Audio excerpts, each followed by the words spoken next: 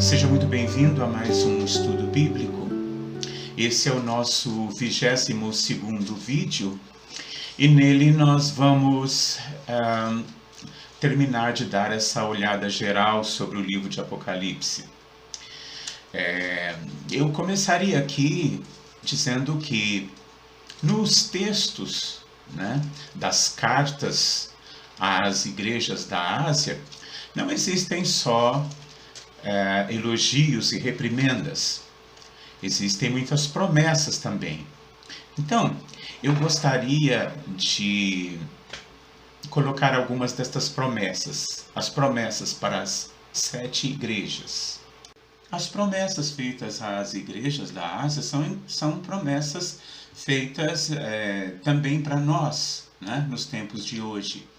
Em Apocalipse 2, capítulo 2 a 4, Jesus diz à igreja de Éfeso: conheço as tuas obras, que tens pouca força, entretanto guardaste a minha palavra e não negaste meu nome.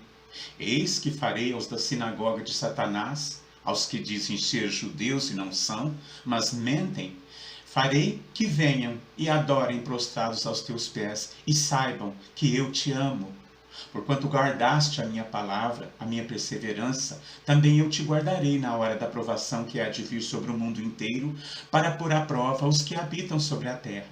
Venho sem demora, guarda o que tens, para que ninguém tome a tua coroa.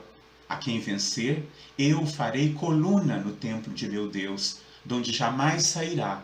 Escreverei sobre ele o nome de meu Deus, e o nome da cidade do meu Deus, a Nova Jerusalém, que desce do céu da parte de meu Deus, e também o meu novo nome. Aqui, Jesus compreende que nós temos pouca força, mas nós temos uma atitude de não negar a Jesus. Não negar a Jesus com relação às nossas ações, as nossas ações de amor para com os que estão próximos de nós, O Senhor Deus louva, E essas promessas é para exatamente aqueles que não são apenas ouvintes, mas são partícipes do plano de salvação de Deus através da obediência à palavra de Deus. Depois nós temos aqui uma promessa de Jesus à igreja que não tem reprimenda, só tem elogio, que é a igreja de Esmirna. O anjo da igreja de Esmirna escreve: isto diz o primeiro e o último que foi morto e reviveu. Conheço a tua tribulação e a tua pobreza, mas tu és rico. E a blasfêmia dos que dizem ser judeus e não são, porém são sinagogas de Satanás. Não temas o que hás de padecer. Eis que o diabo está para lançar alguns de vós na prisão, para que sejais provados, e tereis uma tribulação de 10 dias. Sê fiel até a morte, dar-te-ei a coroa da vida. Quem tem ouvidos, ouça o que o Espírito diz às igrejas. O que vencer, de modo algum, sofrerá o dano da segunda morte. Aqui, o dano da segunda morte, que ele diz, é o dano da morte eterna, A primeira morte é a morte que nós todos sofremos ela, Menos aqueles que estarão vivos pela ocasião da vinda de Jesus, mas a segunda morte é diferente, ela é definitiva, ela é eterna, ela é resultado do julgamento de Deus. Isso nós vamos ver depois. Mas o importante dessa carta a Esmirna também é que Deus não está alheio ao nosso sofrimento. Deus está atento aos seus filhos. E como Jó, nós podemos não saber a razão de determinado sofrimento, tribulações, o que passam as pessoas, mas nós sabemos que, como Jó, que Jesus nos ama. E apesar de não entendermos, nós temos, como Paulo diz, andar pela fé, e acreditar que tudo coopera para o bem daquele que ama a Deus. Se não coopera imediatamente, pode cooperar na sua história de vida, na sua história da relação sua com Deus, Por falta de espaço no vídeo, nós vamos colocar apenas os slides com as promessas de cada uma das igrejas. Vocês pausem para ver que são promessas bonitas e cheias de significado, mas eu gostaria de colocar uma promessa para a única igreja que não tem elogio, que é a igreja dos nossos dias, E em Apocalipse 3, versículos de 10 a 22, nós temos o seguinte texto para os laodiceanos: Eis que estou à porta e bato. Se alguém ouvir a minha voz e abrir a porta, entrarei em sua casa e cearei com ele e ele comigo. Ao que vencer, eu lhe concederei que se assente comigo no meu trono. Quem tem ouvidos ouça o que o Espírito diz às igrejas.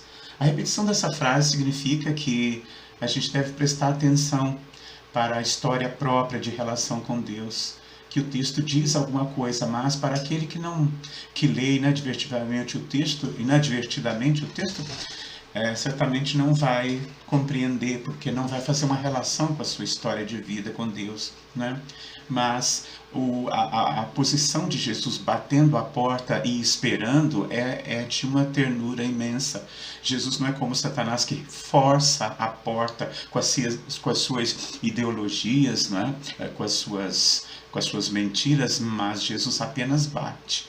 Ele espera que você ouça e abra a porta do seu coração para Ele.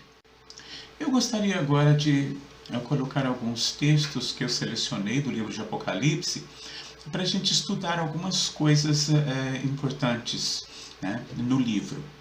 O primeiro texto que eu selecionei foi Apocalipse 22, versículos 6 a 10. E disse-me o anjo, isso é João que está falando, né? E disse-me o anjo, estas palavras são fiéis e verdadeiras. E o Senhor, o Deus dos espíritos dos profetas, enviou o seu anjo para mostrar aos seus servos as coisas que em breve hão de acontecer. Eis que cedo venho, bem-aventurado aquele que guarda as palavras da profecia deste livro. Eu, João, sou o que ouvi e vi estas coisas. E quando as ouvi e vi, prostrei-me aos pés do anjo que mas mostrava para o adorar, mas ele me disse: olha, não faças isto, porque eu sou conservo seu e dos teus irmãos, os profetas, e dos que guardam as palavras deste livro. Adora a Deus.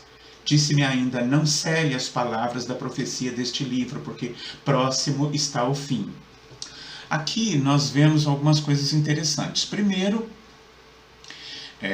a atitude, né, que o livro fala de todos aqueles que leem o livro, a atitude, né, de fé nestas palavras.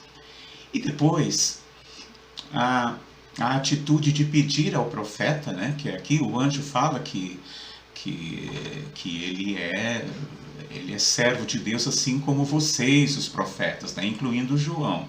Então, o que acontece é que ele pede para João para não selar o livro. Isso significa que o livro é compreensível desde o nascedouro dele, né? O livro é passível de ser compreendido, né? Então eu queria fazer uma conexão desse texto com o que o profeta Daniel escreveu há mais de 600 anos antes do Apocalipse, não é? Uma atitude diferente que Deus quer com relação às profecias. Vejam só. Daniel 12:4 diz: Tu, porém, Daniel, cerra as palavras e sela o livro até o fim do tempo. Muitos correrão de uma parte a outra e a ciência se multiplicará. Daniel 12:8 e 9. Eu, pois, ouvi, mas não entendi. Por isso perguntei: Senhor meu, qual será o fim destas coisas? E ele me respondeu: Vai, Daniel, porque estas palavras estão cerradas e seladas até o tempo do fim. Depois Daniel 9:19 diz: E disse: Eis que te farei saber o que há de acontecer no último tempo da ira.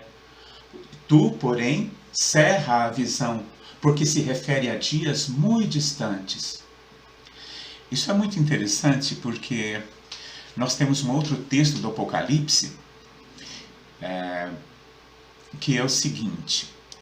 Apocalipse 10, versículos de 8 a 11. A voz que eu do céu tinha ouvido tornou a falar comigo e disse: Vai e toma o livro que está aberto na mão do anjo, que se acha em pé sobre o mar e sobre a terra. Eu fui ter com o anjo e lhe pedi que me desse o livrinho. Disse-me ele: Toma-o, come-o. Ele será amargo no teu ventre, mas na tua boca será doce como mel. Tomei o livrinho da mão do anjo e comi. e na minha boca era doce como mel, mas depois que eu comi, meu ventre ficou amargo. Então me disseram, importa que profetizes outra vez a muitos povos, nações, línguas e reis. Este livrinho aqui, de que fala Apocalipse, né, que João tomou das mãos do anjo e comeu, é nada mais, nada menos do que o livro de Daniel. Quando Daniel diz que pessoas esquadrinharão este livro e o saber se multiplicará, muita gente acha que é o saber científico, né? Hoje nós temos uma ciência evoluída, né? Graças à tecnologia nós temos um nível de desenvolvimento humano melhor, mas a ciência a que ele se refere aqui é a ciência do livro. Então, veja esse outro texto aqui. Daniel 12, versículos de 4 a 7. Tu, porém, Daniel, cerra as palavras e sela o livro até o fim do tempo. Muitos correrão de uma parte para outra e a ciência se multiplicará. Então eu, Daniel, olhei e eis que estava em pé outros dois, um de uma banda à beira do rio e o outro da outra banda à beira do rio. E perguntei ao homem vestido de linho que estava por cima das águas do rio, quanto tempo haverá até o fim destas maravilhas? E ouvi o homem vestido de linho que estava por cima das águas do rio, quando levantou o céu a mão direita e a mão esquerda e jurou, por aquele que vive eternamente, que isso seria para um tempo, 2 tempos e metade de um tempo. E quando tiverem acabado de despedaçar o poder do povo santo, cumprir-se-ão todas estas coisas. Ora, aqui do lado nós temos um gráficozinho interessante. Do que o anjo está falando? 1 tempo, 2 tempos, metade de um tempo. É os mesmos 1260 anos de supremacia papal. Então o que acontece? Depois disto, depois de cumpridos os 1260 anos, diz o anjo, o que acontece? O saber se multiplicará. E aqui nós temos, logo depois desta data, né, do fim dos 1260 anos, nós temos a criação da Sociedade Bíblica da Inglaterra, que foi a primeira sociedade bíblica de uma série de outras que viriam para espalhar a palavra de Deus para o mundo inteiro. Nós temos algumas pessoas, alguns estudiosos, como Robert Morrison, nós temos Manuel Lacunza, que achou as mesmas datas do final da profecia dos 2.300 anos, que nós vamos ver daqui a pouco, né?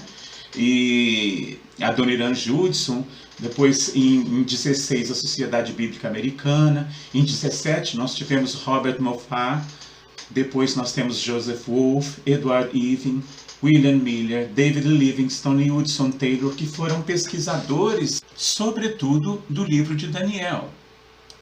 Então, toda essa inquietação desses estudiosos da Bíblia, né, todas essas condições favoráveis para que se entendesse o livro de Daniel, as profecias de Daniel, o que tudo isso significou? Veja só. A profecia das 70 semanas de Daniel foi compreendida nessa época, bem como a profecia das 2.300 tardes e manhãs. Então, você veja aqui no gráfico que o período profético de 2.300 anos começa quando saiu a ordem de restaurar e edificar Jerusalém. Aqui estão as referências bíblicas. E a história registra que essa ordem foi dada por Artaxerxes, veja no ano de 457 AC. Então, a profecia, o desvendamento da profecia simplesmente conta de somar. Ou seja, 457 mais 490 menos o ano 1 da era cristã. O que é que nós temos aí? Nós chegamos com essa conta ao ano 27 depois de Cristo, até o ungido. Quando que o príncipe seria ungido? O seu batismo, que foi no ano 27 depois de Cristo, né? Depois, nós temos aí mais 7 dias proféticos, que são 7 anos, e somando esses 7 anos, nós chegamos aí ao ano 34 depois de Cristo, né, quando o apóstolo Estevão foi apedrejado pelo povo judeu, e o tempo então de Israel havia acabado. Né? Que mais? A profecia diz que na metade da última semana, não é? Que são 3 anos e meio, que seria no ano 31 depois de Cristo, faria cessar o sacrifício. Por quê? Porque Jesus morreria na cruz e já não seria mais necessário o sacrifício de animais que Israel realizava. Então, exatamente no ano 31 depois de Cristo, Jesus foi morto e a profecia se cumpriu de maneira extraordinária. No entanto, a profecia das 70 semanas que se cumpriram cabalmente são apenas uma parte de uma linha histórica de 2.300 anos, que são as 2.300 tardes e manhãs de que fala Daniel. Então, depois do período de 70 semanas, se a gente contar o tempo até chegar dos 2.300 anos, nós vamos chegar no ano de 1844. Então, o que acontece? Esta data de 1844, que essa infinidade de pessoas chegaram à mesma conclusão. Esse monte de estudiosos, né, que o saber se multiplicou e as pessoas começaram a fazer conta e a entender o livro de Daniel, todos eles chegaram nesta data. Pessoas de diferentes lugares do mundo chegaram à mesma data, não é? E o que acontece? O que aconteceria no final dessas 2.300 tardes e manhãs? O santuário seria purificado. O que significaria o santuário ser purificado? E é aí que nós vamos chegar à conclusão de que a purificação do santuário, em 1844, tem o seu cumprimento e o seu paralelo no ritual de purificação do santuário judeu, onde os pecados começariam a ser investigados. Então, no ritual do santuário judeu, né, era o dia da purificação, onde todos ficavam, né, em jejum e todos contritos, né, esperando o serviço de purificação do santuário, que era significativamente um dia de julgamento do povo. E é por isso que a igreja de Laodiceia, que começa no ano de 1844, significa julgamento do povo. Bom, eu vou dividir este vídeo 22 em 2 partes, porque existem algumas coisas ainda que nós temos que aprender sobre esta profecia. Fiquem com Deus, e que Deus os abençoe, e que você se lembre sempre de que o estudo e o conhecimento da Palavra de Deus, conhecimento profundo da Palavra de Deus, é o princípio do relacionamento íntimo com Deus e do conhecimento do nosso Senhor Jesus.